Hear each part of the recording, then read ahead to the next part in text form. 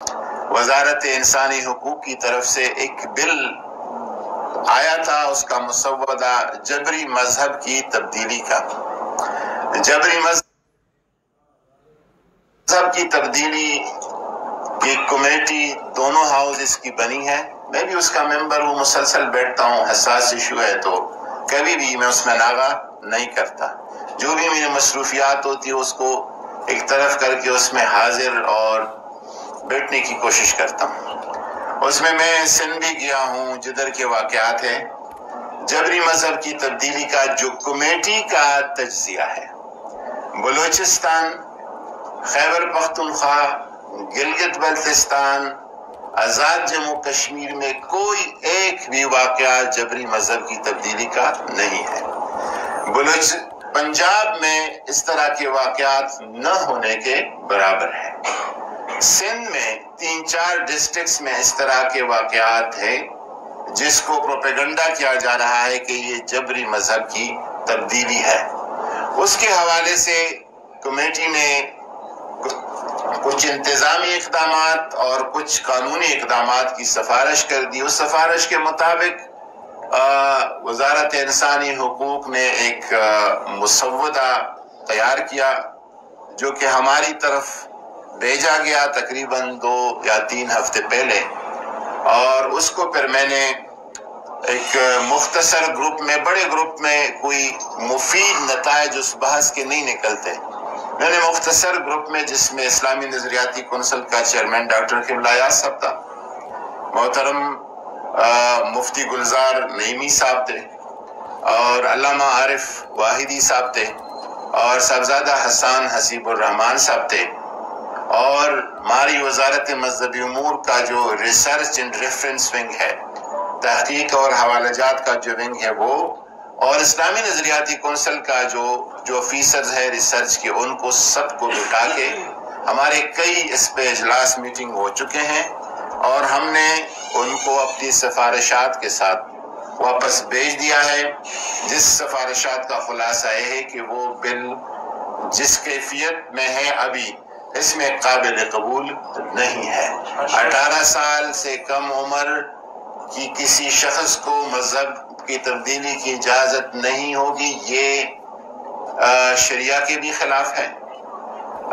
بین الاقوامی Geneva convention کے بھی خلاف ہے،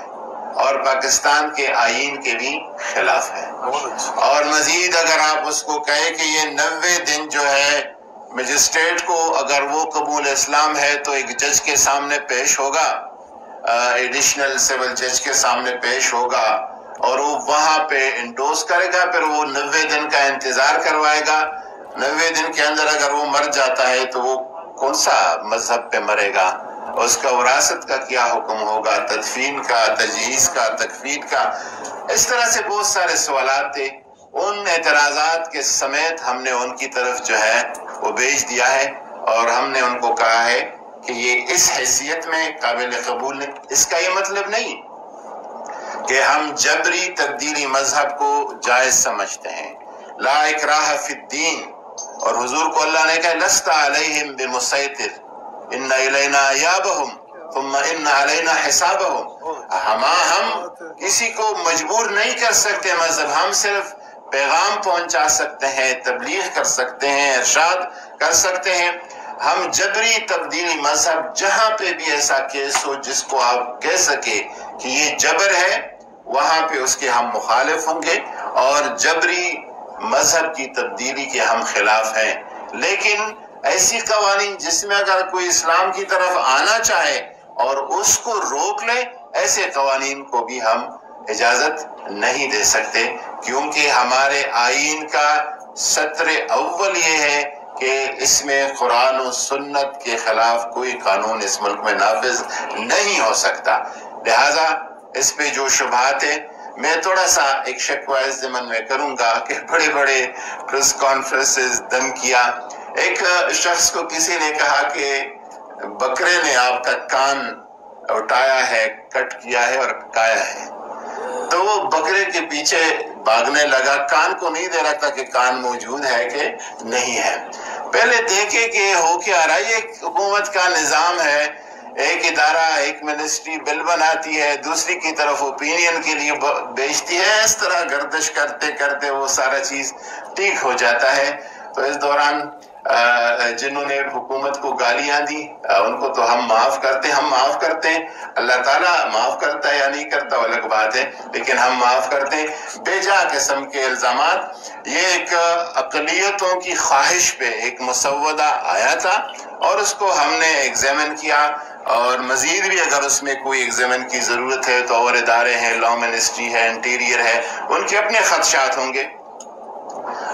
نفاذ کی حد تک جو انٹیریئر کے خدشات ہوں گے الگ ہوں گے، لا کے اور ہوں گے، وہ سارے اس پہ پیش کریں گے۔ میں نے ضروری سمجھا کہ اس موقع پر اس بات کی وضاحت کروں۔ وما علینا الا البلاغ۔